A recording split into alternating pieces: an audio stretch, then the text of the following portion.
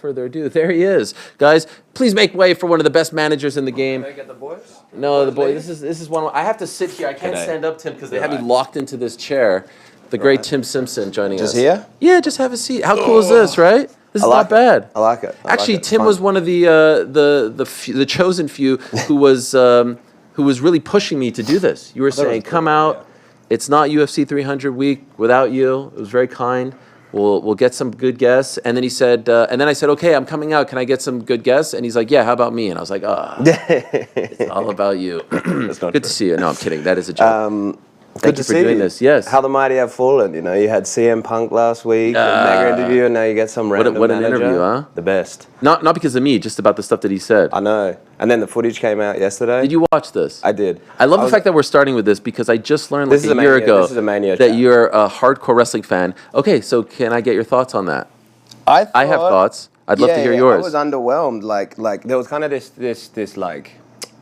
this lore around, there was this big fight backstage and Punk was horrible. And I watched it, I was like, it was handbags. It was like 5 seconds of a push and a standing guillotine that got broken up quickly. Like, obviously, it's not a good thing to do in a workplace. Right. But I in my mind, I was like, this was terrible backstage. This was a crazy incident. And I watched the video, I'm like, handbags. Well, okay, that I agree with. Number one, he says what he says. He breaks his silence on the show. Then I hear from multiple AEW personalities, and again, I feel like I have to say this every time when I talk about AEW because people think that I'm anti-AEW. As you well know, like I'm always trying to champion the other organizations. I think it's great for the business that there's another place for wrestlers in this particular case to go negotiate with. But they all said, like I saw Shivani say it, I saw Eddie Kingston say it, I saw a bunch of people say like, we're moving on, we're not talking about this anymore. Then they come out with this promo, we're going to release this footage. Yeah. 8 months later, he's not on your roster. There's no payoff. It's not like you can like use this to build to a match. So I sit down and I'm like, all right, let me watch and see what they do. Let me see what the footage is. They have a countdown clock. You know, it's like a big reveal. And then it's like, you know, it's the Young Bucks sitting there, and I felt like the delivery was very clunky. And then they go to the footage. There's no narration. There's no sound. And what blew me away was it was exactly what he said happened. Yeah, and it didn't make him look bad at all. It actually made him in a bad light. Right. Unless the payoff is a Jack Perry return, because I think he's in Japan right now. Right. Unless that's the payoff, which still doesn't really set it up, because I don't think it makes Jack Perry look good. And I'm not shitting on AEW. I agree with you. I didn't really see the point in what that was all about. But I was happy. It was cool to see it. It was cool to see once and for all. But I think it made Punk look like an even bigger superstar. Yeah. And then you have people chanting his name. Now you've kind of reintroduced him to your audience, which you're trying to forget him, right? You're trying to move on from him. Yeah. And they tried to tie it to this feud with FTR, and that seemed clunky because they're not a part of the footage at all. No. And the crazy thing was, I asked my guy Spencer, our social media guy, hey, can you like time this footage up with what Punk said? And it actually timed out to the second of him going play by play, including going to Tony like, hey, this place sucks, I quit. Doesn't attack him on the footage. I didn't see Tony in the footage. Well, he's off to the side, apparently. Okay. And you could see he's talking to someone. Is that where he feared for his life? That was that incident that he feared for his life? That's the one that he was talking about. Yeah. Crazy. Wrestling is crazy, huh? Yeah, I haven't met Tony or dealt with him, but yeah. It was great. And then they took it down. They took down my footage, which wasn't a good look. Because you're telling everyone, you want the world to see this footage, and now you're taking it down. Yeah, strange. I'd like to see the brawl-in footage. That I don't know if that one. Better. Yeah, well, apparently, but there's NDAs. By the way, while we're on the wrestling, night 1, night 2, it's all done. Yeah. Cody finishes the story. I'm assuming you watched. Did top to bottom both shows. Did you love it? I loved it. I thought it was really good. I thought night 2 was better. I think that was. Of course. But wasn't it great how night 1 bled into night 2? Like the story of the main event. You know what I mean? I like that. There was definitely some surprises. I told you what my theory was about how it was all going to play out, and it went completely different. I really thought, I'm surprised Priest is the champ right now. I really thought he was a puzzle piece to move something crazy in the main with Cody and Roman. I really didn't anticipate him just winning it clean, as you can say, clean and for a bit. So I'm interested. It was well done, though. It was well done. Punk screwing Drew. It was well done. And I think I watched Raw on Monday too. I think it's just created so many good stories. I tell this to everybody, the product hasn't been better for the past 10, 15 years, I think. Incredible. They're in such a good spot right now. And the crowds, like they had to scale down the ramp and all that just to fit that many people. I went to SmackDown on Friday with New York Rick just to see Paul Heyman's Hall of Fame speech. It was legendary. Did you see it? It was incredible. I did. I mean, love the ECW. everything that they're doing right now, it's great to see Stephanie back. The Triple H, the Paul Levesque era. Yeah. It's firing on all cylinders. You love this so much. Have you ever considered repping anyone in the wrestling world? No, I haven't. There's I would love to know what it's like to rep, like the differences. From my understanding, for a long time, I think there was a bit of a obstruction to managers in MMA. From my understanding, with in the Vince era, there was a very, very strong obstruction to managers or outside help for their talent. Basically impossible, from my understanding. That wrestlers dealt with Vince, and any middle party or advising party was eradicated in a certain degree. So would you want to do it, or do you like this just being your fan thing? There's actually a good expression that I forget. I'm tired. It's not like for me, wrestling is like, it's love, it's fun, it's my enjoyment, it's my off switch, it's what I do for fun. It's like, you want to, not that work has ruined MMA for me, I still love MMA. But it's work. But it's different. Right. WWE, it's like, that's my free world. You could switch off. That said, you don't say no to anything, right? Like I have some friends there, I know some of the athletes, and like it's never say never, but for me, it's like boxing, I love as a fan. WWE, I love as a fan. I'm like, I enjoy that. I'm happy with where I'm at. Like, I'm not trying to put more on your plate. The fans get so mad when I talk about wrestling here on the show. Yeah, I know.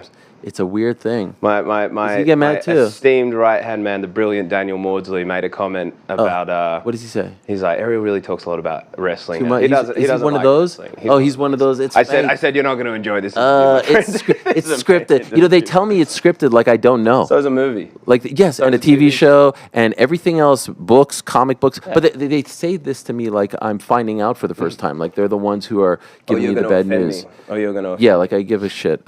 It's brilliant. Like joke's on you, Daniel. All right, joke's on you. You're depriving yourself of this greatness. It couldn't be any better right now. I'm sad for my guy Seth, but I feel like that needs a bit of a break. I think he's going to chill for a bit. Sounds like The Rock's going away for a bit. Rhea got into a fight on my show. Do you see that? Yep. I see that. She's from Perth too. You're from Perth. No, she's not from Perth. She's from Adelaide. She's from Adelaide. Her and Bronson Reed's from Adelaide too. Who's from Perth? Is someone from Perth? No. No one's from Perth? Not from my understanding, no. Okay, maybe I was just thinking of Bronson Reed, Rhea, and Grayson Waller, the three. Maybe I'm thinking of Ash. Grayson is tremendous. Yep. I love Very nice guy. I was lucky to meet him at an event recently. And he's a big MMA fan too. Huge MMA So is Rhea. Rhea. Australia's got good people representing right now. It's so good to see. So, okay. What's so good about having you here is that you are so tied, perhaps more so than any manager, to this card because you have two of the biggest names on the card. We're doing MMA now? Yeah. Okay. Sorry. No but no, actually, it's a bridge. But and you could have had four of the biggest names on the card. Yeah. But before we get to that, there I am. I'm on social media. UFC's in Mexico City. And all of a sudden, I see Big Tim fighting. Shirt off, cut, 1% body fat, going in there, winning. What is this all about? So you had a fight. How did this all happen? I mean, that wasn't my first fight. No, I know, but it's when was the last one? Look at you flexing. 2014. Okay, 10 years ago. Yeah, long time. Okay, so what happens here? How does this all come? I mean, I've been doing Muay Thai since I was 17, 18 years old. Very important part of my life. So 2 years ago. 17. Do the math. What are you? 31 now or 2? 32 next week. Wow. 32 next week. I know. Old man Tim. Been around. I know. Almost 10 years around. But yeah, Muay Thai just as a hobby, I never was very, very good at it, but I loved it. It meant a lot to me. Changed my life. Had a few fights back in Australia years ago. And then since I moved over to the US and Mexico, just, trained here and there, never got really consistent again. The past years have all been work and travel and everything, but always had in my head I wanted to do it again. I told so many people that I'm going to fight again that you create that you just talk, a lot of people, I'm going to have a fight one day. Yeah. So I kind of put the pressure on myself that way, and then had a gap. Obviously with the new company, I'm not traveling as much, less fights, changed my lifestyle a lot. So got a patch of like 8 weeks where I was at home in Mexico, and I was like, spoke to my coaches and found a fight. Wow. It was great. Great excuse to get in really good shape again. To the promotion, or no? So my gym is affiliated with the promotion. It's Budo Cento. It's quite a big MMA promotion. There's kind of 2 major ones, but Budo's, you know, really big. Mario Delgado is the one who owns my gym and everything. So they were able to put me on that show. It was an MMA show, but they do an amateur undercard with amateur MMA and amateur Muay Thai. Okay. So yeah, it's you know, I try to keep it pretty low key, just because, you know, it can be. I don't love to self-promote after the fight. You know, I put a little post up because in the end. Yeah, you didn't mention it at all leading up to it. No, because it's like it's an amateur Muay Thai fight. You're It's still not a making big the deal. walk. Yeah, and that's cool. You know, I was. Yeah, that's the thing. The fight wasn't so difficult, if I'm honest. You don't really have control of the opponents, but the preparation was hard. I trained hard, felt good. It's good to do hard things. Right. It is good to do hard things. It was very rewarding. So. What was the weight? 170, 77 kilo. And what do you usually walk around at? I'm like 88 and a half right now. Wow, was that tough? Yeah, I mean, the thing for me was, when I was younger, I would just like fight on a weekend, cut weight like an idiot, just train all the time. This time I have so many more resources. And a part of me was like, sure, it's an amateur Muay Thai fight, but I think this might sound ridiculous, but if I can put myself to like 5% of what my clients do, maybe 1%, call it. I trained hard. I trained twice a week, twice a day, every day for 6 weeks. Brought my weight down like 12 kilos. So I did it at least from a preparation perspective, and if you can add some perspective, a tiny bit of what they go through, I think it makes me a better manager. And speaking to Eugene about it, it makes you a better person. Eugene told me, like, because we were chatting about it, he's like, if everyone, amateur, pro, any sport, fought once in their lives, the world would be a better place. And I believe that. It does make you a better person. Wow. So that was it was a cool experience to do it again after such a long time. A completely different human being now, physically, mentally. Right. So it was cool. It was fun to do. Did you tell all your fighters beforehand? Few of them. Who gave you the best advice? Probably Israel and Eugene. I was sending like sparring footage to. Israel and Eugene were very nice. Send it to Leon, and Leon's like, me and Leon have a different relationship. He's like, you fucking sucker, dude. What you doing, just a few of them, but it was pretty cool having like the world's best people to give some advice here. And I just send them sparring footage because I sparred really, really hard. The fight wasn't that hard, but the sparring was hard. So that was cool. Were you nervous? This one I was not nervous at all. It was weird. I used to get super nervous. How many times did you fight? This was number 6. Oh wow! But the last one was 14. Yeah. Ages okay. Ago. This one I wasn't honestly, because like it's a real mixed bag. Real mixed bag in amateur fight sports. It was like you don't know who you're fighting at all. You don't get you don't know who it is. I just had a dude's name and nothing about him. So when I saw him at weigh-ins, he weighed more than me at weigh-ins, but he was like, I'd cut weight. He probably didn't. He was a little dude. Okay. Like a gangster-looking dude, tattoos on his face, his whole crew like gangster. And I was like, I knew then. I was like, I'm gonna beat this guy up. I've seen this guy. So after seeing him at weigh-ins, I wasn't nervous at all. The tattoos might intimidate people. No, you know, like. Real gangsters are made in the gym. I could just tell it was a street dude that like wanted to fight, and I was like, oh yeah, this is. After that, I was like, I'm not nervous at all. It was fun, and honestly, it's an amateur Muay Thai fight. You know, it's not something to. What was the result? Bring home. I got a TKO in the second round. Ah, sick. So are you done now, or are you gonna keep going? I don't know. It's just so hard on the body at this age. And I know I'm not super old, but I had so many like injuries just trying to train a lot. But I think I want to. There was definitely an itch that wasn't scratched for like 10 years. And then the itch, just because the fight was not all that hard or exciting, there's still a bit of an itch there, but we'll see. I just need to get a good stretch at home again. Right. And would you ever do pro? No. I'm not very good. Really? Not one pro just against like another guy who's 0-0? Maybe. I've always done it for fun. Like I'm not that. You feel like you get the itch out of the way, you scratch it by doing the amateur fight. Same thing. Yeah. It's more like the preparation is more so than the fight. The fight, like when you got shin guards on and elbow pads, it's just like a hard spar. Right. Like my sparring was harder than this fight. It is rewarding. The process is rewarding, but the fight as an amateur fight is. I've never been hurt in any of them. I've never seen anybody get super hurt in amateur fights. Like you got the padding there for a reason. So. Right. Pro is a different thing. I think you have to respect that a lot more. I think I respect the game too much to say I can be a pro fighter. You got to be good. to a degree, I feel the same way, and that's why, like, I don't feel like I possess the DNA, the courage to make the walk, to ever fight. I mean, I'm too old at this point, but that's why I have so much respect for the fighters. You could do it. You do one of these misfit things or something. Fuck no, Misfits. They pay me what, 10 million? Mans, give me a call. But why do you? I'm very intrigued. You say like the world would be a better place if everyone did it once. Why? I think doing hard things. It's a hard mental thing, and it's like it humbles you a lot. Like I don't really know how to explain it. Maybe you got to ask Eugene that question because when he said it made sense to me, but I don't know if I can articulate it properly. Okay. But yeah, I mean it's a challenging thing, and I think a lot of people with chips on their shoulders, a lot of people with confidence issues, a lot of people with whatever problems they have. You do something like that. You do something really hard, so other things seem easy sometimes. Mm-hmm. I don't really know how to articulate it properly, but I think, generally, I believe in martial arts and improving people's lives. You know, whether you compete or not, I think it does a lot for people. Okay. So I think in general, but I think, yeah, you know, you build that up, you build the courage, you overcome a hurdle, like, you know, make that walk and put yourself in a very vulnerable situation. I think it's you come out the other side and other things aren't as complicated. If that makes sense. Chosen Advisory Group, your management firm, around a year old at this point? Yeah, so we launched in January last year. Okay. I did my taxes last week. I feel like once you've done taxes, it's like your financial. So I'd say we're like officially 1 year in the books now. Okay. You know, tie a bow on 20, the first year, and we keep rolling. So how would you describe it? Was it harder than you thought? Easier than you thought? What's it been like? Best thing I've ever done.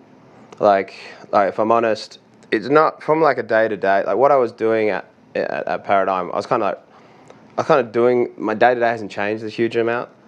Like mostly the same clients, mostly the same work. I was kind of running a business inside of a business anyway, so it's kind of just moving out. So it hasn't changed that much from a day-to-day perspective. But you don't have as many people. Like you're a boutique, right? Yeah. So there's a lot more pressure on your shoulders, right? When you're the guy, when it's your company. Yeah, there is and there isn't. I mean, I've always I'm 1,000 times less stressed. Like, well, I wasn't super stressed, but like, it's been a lot easier, I'd say. A lot easier just from a life perspective. Okay. You know, I've found a lot more balance. You know, it's just me and Dan and a few outsiders, and Dan's phenomenal. You know, I've got a lot less staff, but without disrespecting anybody, I feel like a lot more firepower. Like between us, we can do everything we need to do. So it hasn't been harder. It's been all round more rewarding, more enjoyable, you know, more fruitful in a lot of ways. So, you know, yeah, best thing I ever did, really. I'm very, very happy. On Monday, we had a guest on the show who shouted you out, called you the best in the game, Paul Hughes. Very kind of him. The most sought after, the hottest free agent in the game right now, just finished up his Cage Warriors deal. So I remember when you launched Chosen, you were telling me you're going to be very selective, right? Yeah. You didn't want multiple people in multiple, in the weight classes, right? Yeah. Multiple fighters in weight classes. So like a guy like Paul, who is definitely on the come up, not in the UFC thus far, is maybe fighting regional. Yeah. How do you decide, okay, this is someone, because I'm sure there's a ton of people who are asking. Yeah. How do you decide who you're going to take on as a client and who you're not? Well, Paul was a pre-existing relationship. I brought Paul to Paradigm in 2020 maybe, or 2021. So I've known him for a long time. He came to Paradigm when I was there, 3-4 years ago, and he was working with another manager there. So this one wasn't entirely new. A big part for me is working with people that I like and have that relationship with, and it's more fun when it's personal and there's a deeper level of trust. I already knew Paul. I already knew he was a really great person, a really great fighter. So he reached out maybe in December and just said, "Hey, I'm leaving my current management. If I'm going to re-sign with a manager, I'd love to get back with you." And knowing, I've always thought he's phenomenally talented. At that time, he explained to me kind of where his contract situation was, and I saw that there's going to be an opportunity to add value. If he was just stuck in Cage Warriors for another 2 years, what am I going to do? Mm-hmm. But I knew free agency was impending, so I could add value. And he's, great fighter, great bloke. So hard to say no. So that's really how that came together. Are you able to field offers for him right now, or is there? Yeah, we're rolling. It's been an interesting week. Okay, tell us. What do we got? Realistically, there's two players. Like, I've had promotions all over Europe reach out, and they can't really compete. For the exposure that Paul needs now. I think he's world class. Truly could compete at the top of any promotion. So really, there's two that make sense for him. So speaking of both, and we shall see. Who's the front runner right now? Because what I thought was interesting on Monday, he was like, a lot of people are saying, hey, I'll take less to go to the UFC. Yeah. It doesn't sound, perhaps it's his mindset, perhaps it's what happened to his friend and teammate, Ryan Curtis. Perhaps it's a bunch of things, but it sounds like he really wants to secure his family's future, and he doesn't want to be left with nothing. Yeah. So I wouldn't be surprised if he takes more and isn't in the UFC. Is that accurate? Very possible. Okay. Yeah, I ask a lot of, particularly the young kids that we chat to, like, and there's no right or wrong answer. Is your dream to make as much money as possible as a mixed martial artist, or is your dream to fight for the UFC? And if they say my dream's to fight for the UFC, that's fine to me. Yeah. Who am I to tell you what your dream is? And it typically is that way, right? The other promotions have to compete financially to pull people away from what they feel is the marquee promotion for them. So yeah, that's a correct assessment of the situation. And in the end, the decision is entirely Paul's, but we'll get to the finish line on all options, and then he decides. And how soon do you think you guys will decide? If there's only two, I think very soon. I got a pretty good feel of it. But as my friend CM Punk said, I don't want to peel back the curtain. Okay, fair enough. I love can I ask you too much. Fair enough. Yes, no, I appreciate that. Can I ask you this? And I recognize the fact that perhaps I'm putting you on the spot here, but I am fascinated by this. How do you feel about managers who are also promoters? It's a good racket. Yeah. Well, it's a good racket. Like, can't happen in boxing, by the way. I can. No, it's a Muhammad Ali act. Okay, what do you call Paul Heyman? What do you call Paul Heyman? What do you call Al Heyman? Yeah, I guess. I love Al Heyman, but that's not a diss. But does he not do it? Fair enough. Okay, so what do you I mean, hey, I'm not coming on here to criticize anybody. If you can do it, do it. But yeah, it's a funny situation, and this is not any particular promoter where you can run a promotion and also manage the guys that you think are the best and put them in great positions, and then send them, control what fights they get inside your promotion, then send them the higher money and continue to work with them. It's quite a racket, and again, I don't hold any ill will towards anybody that makes that work. Seems to be everybody. A lot of people do it. So, yeah. If you can do it, you can do it. Good for you. Business is business. How close were we to having Leon Edwards fight this Saturday? Very close. Very close. He was in. He was in. Yeah, it was in. Dana White said he said yes to 3 people, and it was nice. If I do say so myself, as the founding member of the Leon Edwards fan club, dating back many years, conspicuous by his absence on my show in the year 2024. It's been tougher to book him these days, but I hold no grudges, Leon. I love you now and forever. He said 3 people, and then he gave him props. Correct. And it was like one of the first times that I felt like Dana really went out there and said, this guy's a freaking stud. Yeah. The dude that they took off the rankings a few years ago, the guy that they wanted to fight Hamzat, blah, blah. It was nice to see. It was really nice to see. And I'm sure he felt it was really, nice. But could you tell us how this whole thing went down and why he didn't end up on this card? Yeah, on that point, it feels like the corner has turned on Leon's stardom relationship with the UFC, which is great. Amazing. I was in the Hunter Campbell's office probably a month ago, and Dana came in as well, and we spoke about it, and he's kind of in a really good place with them, which is great. Amazing. He was in a hard spot, and relationships are very important, and I feel like that relationship's great, and that just leads to bigger and better things. So he did the hard yards, and I think there's respect all across the board now. And credit to Hunter Campbell, who's got a great relationship with Leon and really carried that through, and now Dana and Leon have a great relationship too, so it's good to have, obviously. Why isn't he on this card? Opponent. So right after he fought Colby in December, Hunter came to the back, and as I said, him and Leon have a good relationship. They had a chat, and I said, so what are we doing? Right after the fight, you not get much. And he was like, 300. I was like, let's go, 300. I told Leon, I was like, you might be fighting on 300. He was like, amazing.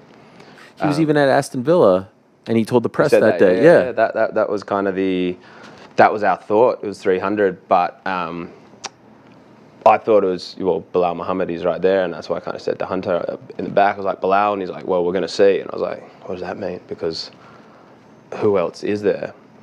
And then as we got closer, January, what are we now? Yeah, as we were getting to 8 to 10 weeks out, they said, what about Khamzat Chimaev? And again, I don't want to open the curtain too much, but Khamzat has spoken about this publicly. Yep. So I'll use Khamzat as my source. That was what they were working on. For whatever reason, it couldn't come. He said Ramadan and weight and everything. The plan, just to be clear, was at 170, right? Not Leon going up. Okay. Correct, yeah, 170 for the title. Did you like that? Loved it. Okay. Loved it. I mean, they have to fight. Whether Leon goes up to 85 or whatever, they have to fight. I mean, this was the 5th time he's agreed to fight it. Yeah. And Leon very much favours his chances against him, right? So they have to fight at some stage. So we loved it, and I think that's a great fight to give Leon a level of recognition. Yeah. Leon's goal now is to defend the title as much as possible, but he wants to be pound for pound number 1. I think he's 2 or 3 now. Yeah.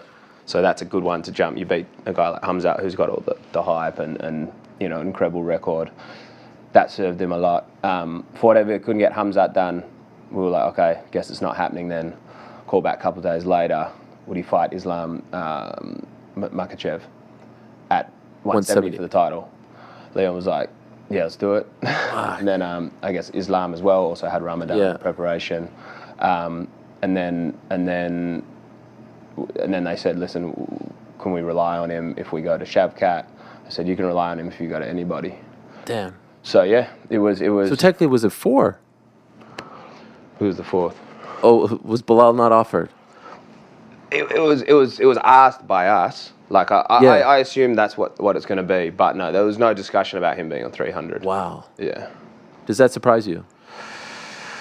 I don't want to pile on Bilal Muhammad. I don't know him. He seems like a decent enough guy.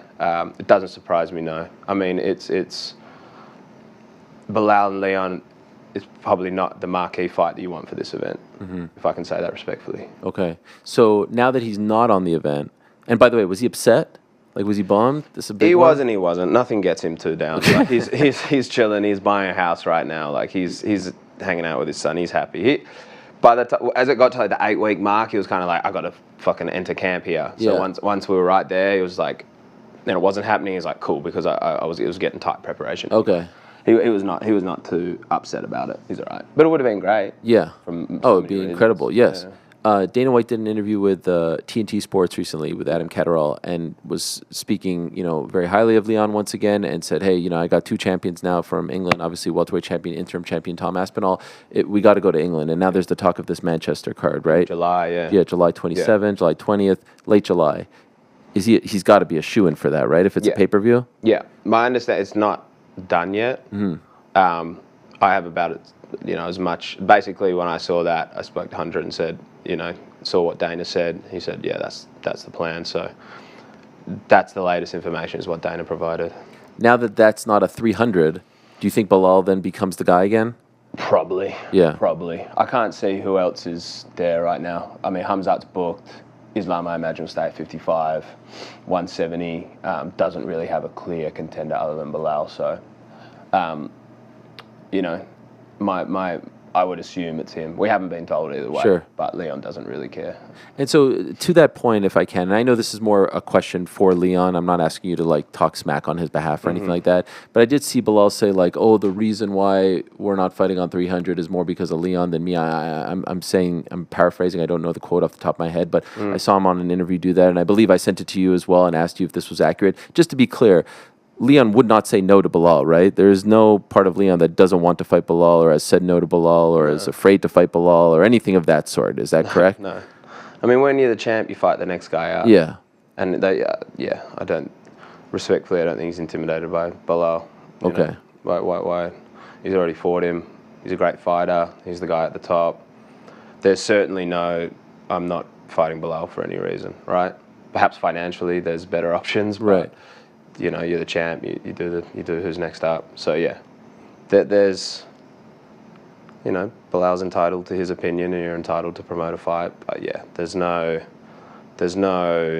hesitation on Leon's part, of course. What are you going to say? Right. Do you think they ever revisit the Islam fight, or do you think that was just like a thing for 300? I hope so, because Leon really wants to be number one pound for pound. I mean, Yeah. if Islam says I can't make the weight or I want to go up, then they gotta give him a give him a title shot right away, or give him a number one contender into a title fight, right? Right. Doing that, so I think that would be great. I think that the big fight, there's the comes up fight and the Islam fight are big fights for him. Outside of existing fights in his weight class, those are ones that draw a lot of interest for sure.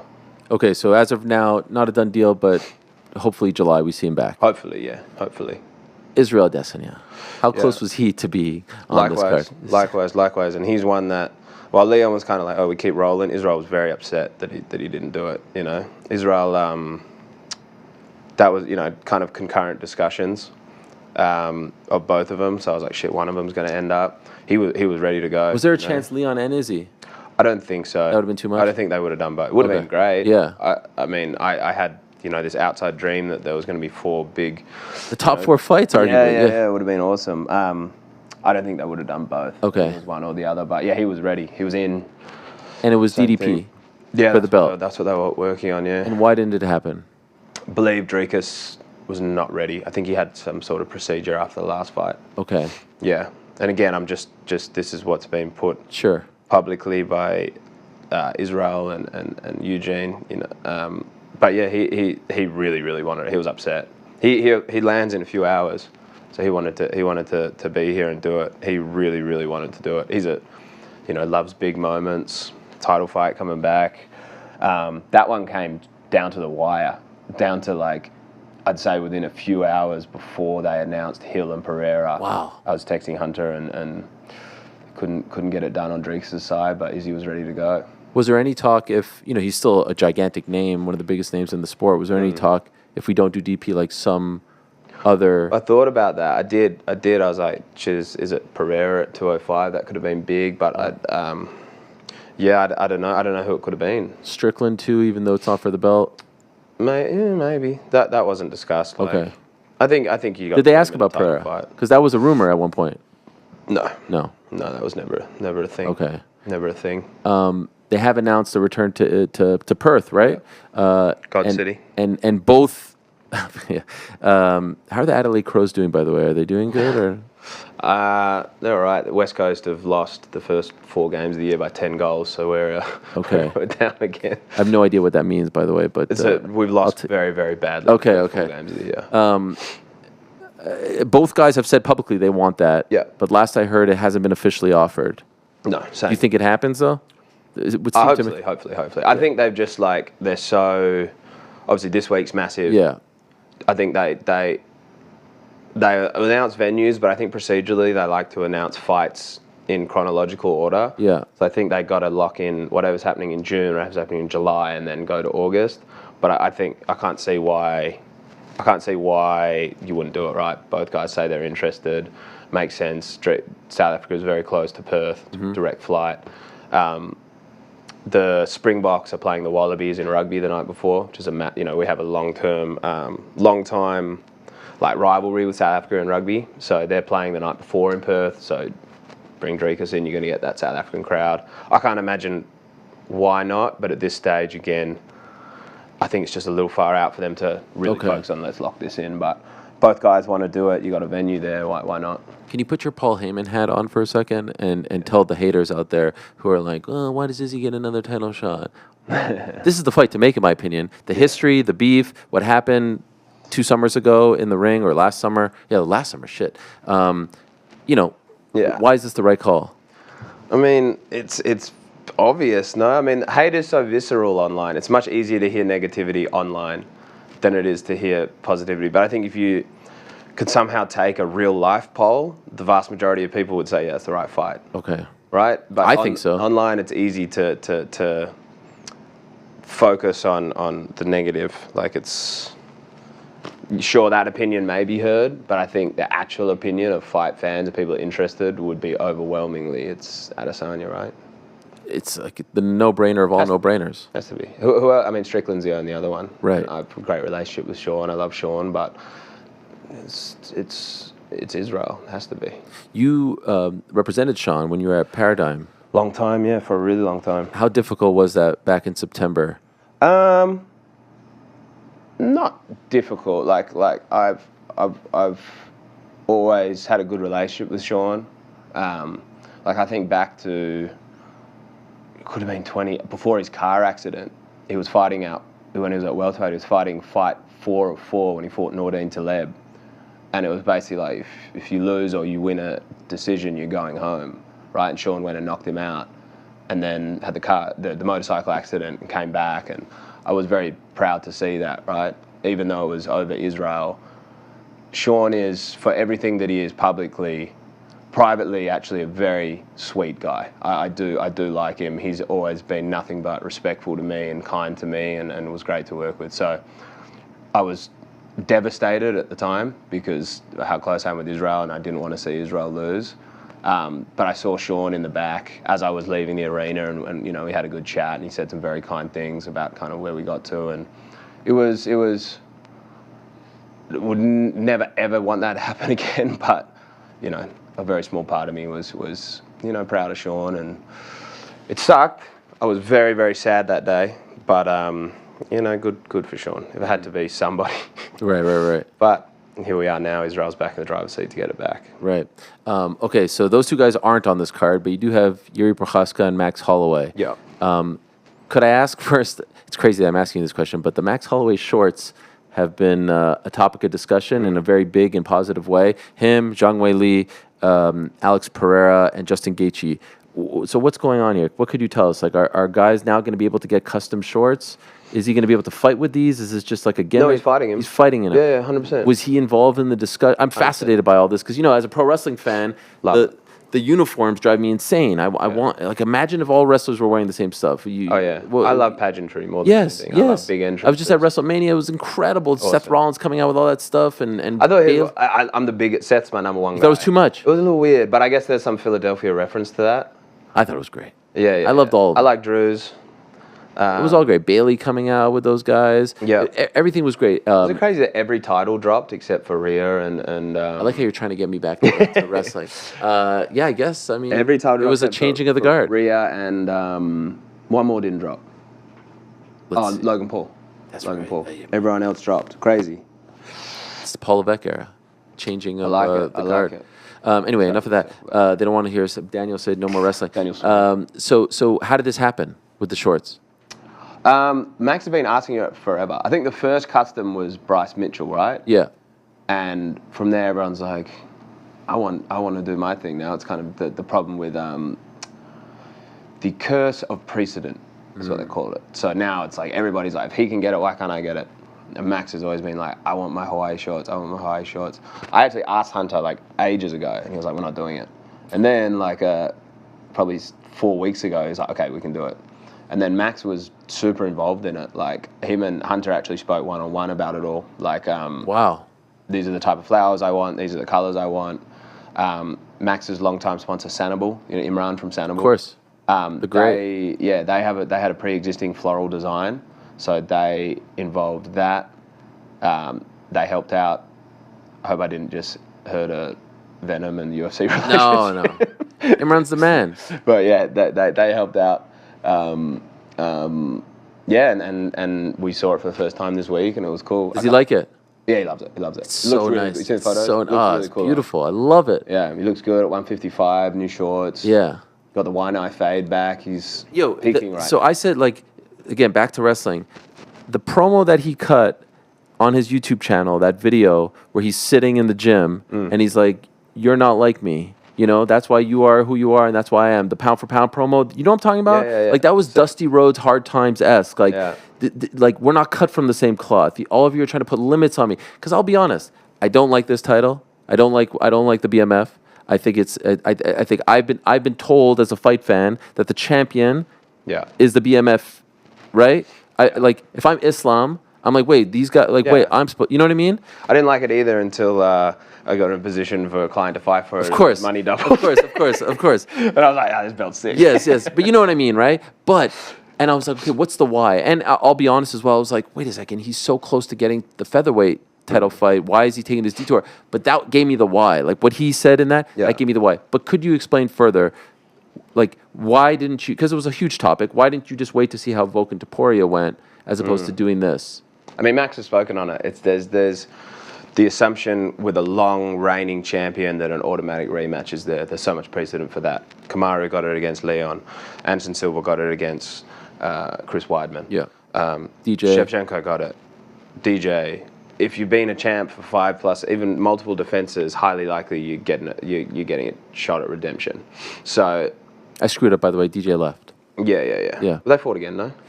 He beat him and then he left. Yeah. But yes, more often than not. Yeah. Izzy, as you said. Back. Izzy got it too. So while not a foregone conclusion, you'd be foolish to not assume that Volk was going to get a rematch. Okay. So you wait for what? You wait to wait, right? So this opportunity was too good to pass up. Big card. But he did agree to it before Volk fought Topuria. So if Volk would have won... But we knew that was going to happen, you know. Oh, you felt it? But we knew that Volk... No, we knew that Volk was going to fight Topuria. No, I'm saying, but what if Volk would have beaten Topuria? But I don't think there was any guarantee that Max was he would get it. Fight with Volk. No one else. Exactly. So it was possible, but again, you take a fair enough. Of this opportunity, or say, do I get the fourth fight? Can they sell that? Is there someone else who's going to do it? And then if Topuria wins, is there a rematch? There was just too much to be left in a void. And sure, if there was no other good option, like if it was, hey, fight another person at 45 for normal pay or whatever, maybe then you think, well, no, let's wait and see. You get this massive event, massive opportunity. This is a life changer for Max, honestly. Yeah. So. And why is that? Well, I think he wins. You become the number one contender in 2 weight classes. It's true. And it's massive. It's massive. If he wins, more likely to stay at 55 or go to 45 and fight for the belt there? Options. Like he really wants to fight Topuria. Yeah? But, why? He feels like he's going to whoop him. That's Max's words. In Spain? He's down with that? They're doing that this year. Okay, but would he be okay with that? He'd do it anyway. Okay. Yeah. He'd do it anyway. So he really wants to fight Topuria. Would it piss him off, by the way, that he would, if they do Spain, that he's been asking for Hawaii for all these years, and then where he gets the belt once and he has to go to his home country? Would that be something that would annoy him, or he wouldn't care? I don't think it can piss him off because it's not anyone's. It's the Hawaii's government's fault, kind of. So who you mad at? Yeah. You know? So that's something that's out of his control and out of the UFC's. Like if they could have taken him to Hawaii, they probably would have done it 5 years ago. So who are you mad at? Right. So there's a chance he wins this fight on Saturday and then goes back down. Yeah, he can. He can go to either. Like right now, all our internal discussion has just been like, obviously, phenomenal challenge in front of you. Right. Deal with that, and then we have options, right? Because I don't know if they're going to do Volk and Topuria again. Like, and if they're doing Volk and Topuria again, he's waiting. I don't know if you hear that Islam Makhachev's fighting in June. I don't know who he's going to fight. So, you have options. You got to see where it plays out. But I truly think he wins this fight. He's the number one contender in both weight classes. That's crazy. And it could be a title fight either way. Or does he defend the BMF against somebody big? Right. So, there's that too. Yeah. Options. He creates his own lane. Exactly. And do they treat this like a title? Like, does Justin Gaethje get pay-per-view points? I'm not sure what his deal looks like. Would Max get if he's champion of the BMF division? I love this sport so much. I don't want to open. I love it. I think it's probably case by case. Well, to give you props, I hope you don't mind me saying this.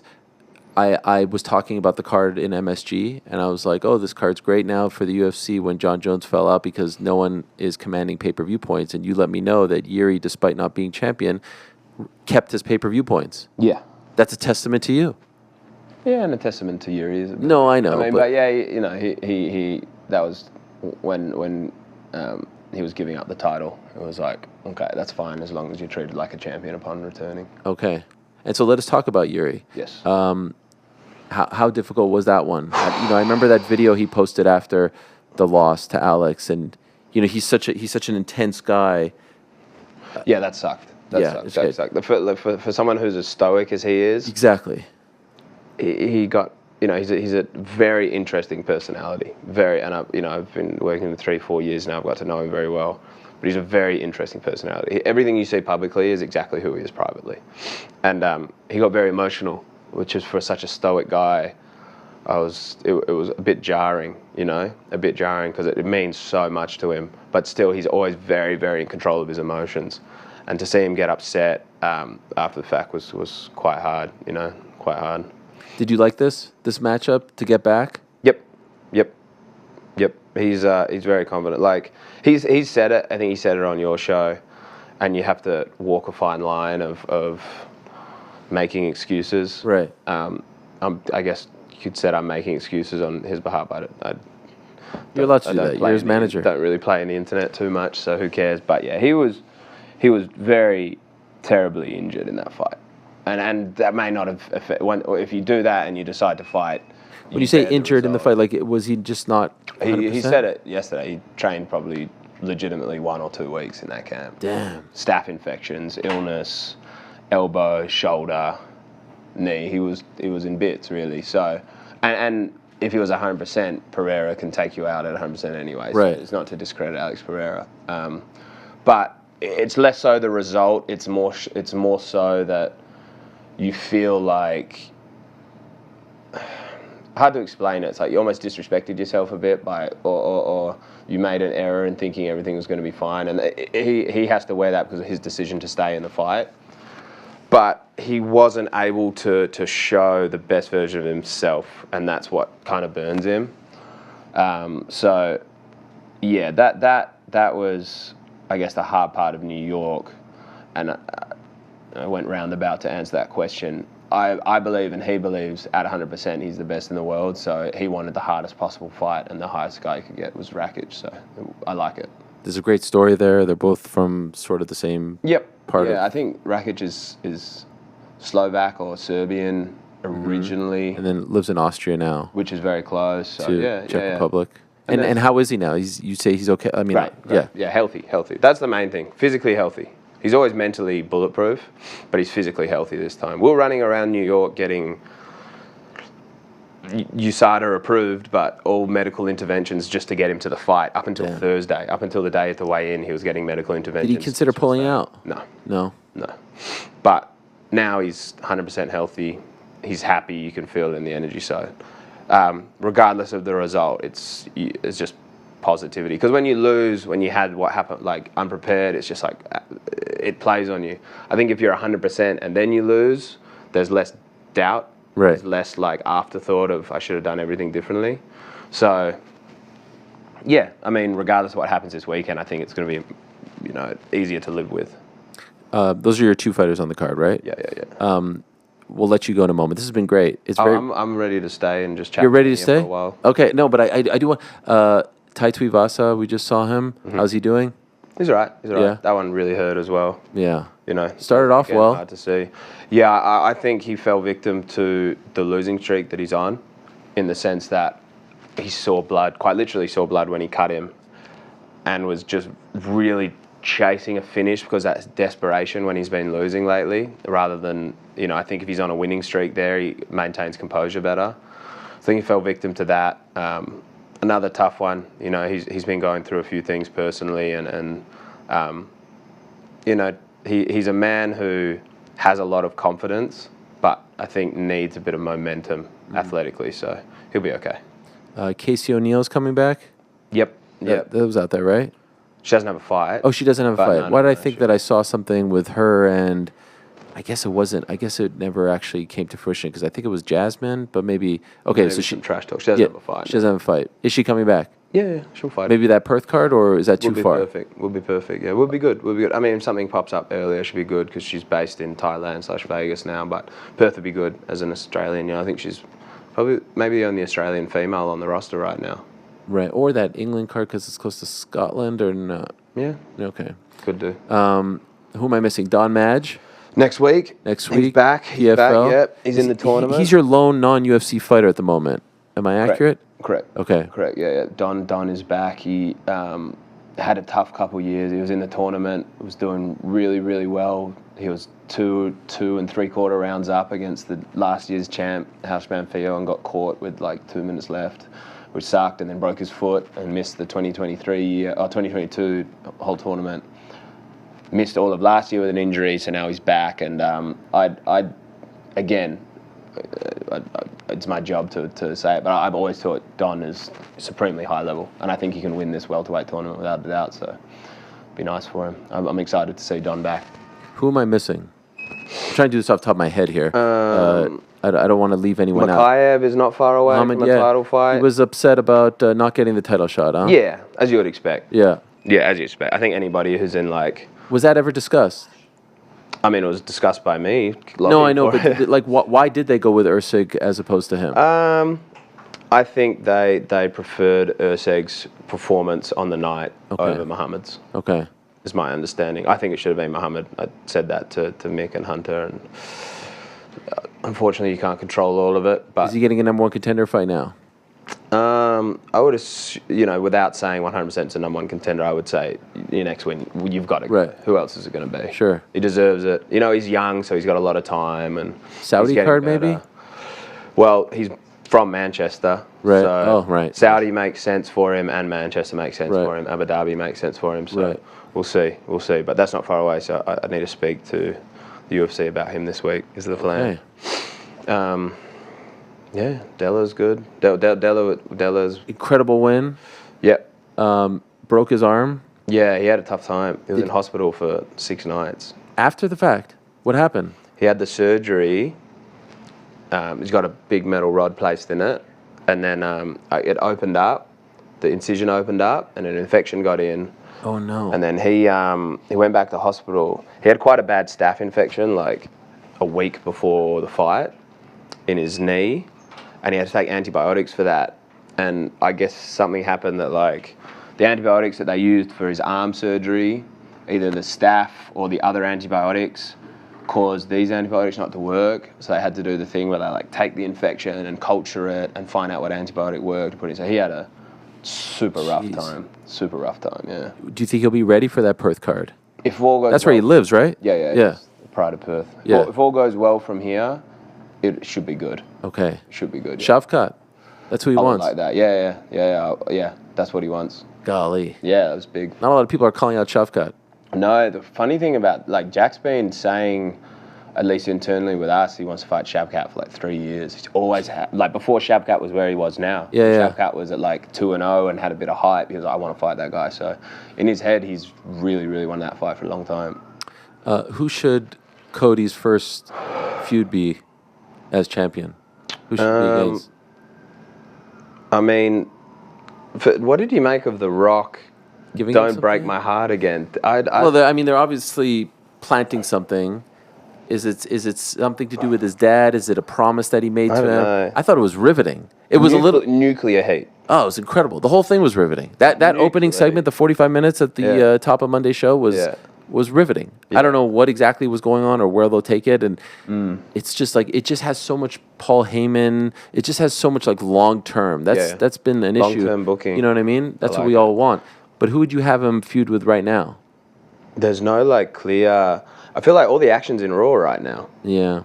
And SmackDown is like who really, if Rock disappears, like, is it maybe do they like go back to Roman again? Like a solo, yeah. I mean, I'd like to see. I see now with dropping the Intercontinental. I think Gunther's going to move into the. I called him Walter. Gunther's going to move into the main. Yes. Picture. Oh, that'd be. I forgot about that. Yeah. Yes. Yeah. It's interesting. There's so many storylines that have just like spread. Yeah. Spread. I'm very interested in the Raw title just because I never respected Damian Priest. I never anticipated Damian Priest to me neither cash in and hold that. I truly thought it was going to be like a failed cash in, flipped the script on what happened. Stumble. Yeah. But I don't know. It's exciting. I haven't enjoyed this like booking and this product with professional wrestling since I was a teenager, you know. So good. It's so good. After what I would say is close to a decade of mediocrity, respectfully. I don't think, I mean, I love like The Shield and that, but there was 5 years where it was just uninteresting, in my opinion, the PG era. Now they've just come roaring back. There's F-bombs being dropped left and right. It's incredible. Well, this has been incredible. Yep. Thank you so much. I really appreciate it. You're doing incredible things. It's a pleasure to see you. I almost forgot we were on air there. Yeah. Isn't that the best? Isn't that? I've been tired. I forgot where I was. That's the whole thing. And can I break some news regarding tomorrow's show? I'm always afraid. Yeah, go ahead. Yeah. The aforementioned Israel Adesanya is going to join us in studio. He's here. On the no, couch. He's in Los Angeles right now Oh, connecting. is he going to make it on time? Yeah, well, Okay. by Yeah. tomorrow. So that's great. Thank you for hooking that up. you. Appreciate you very much. I'm going to Yes. stand up because I feel weird just sitting as the guests leave. You're right. Good Thank luck to you. you guys. Thanks for having me.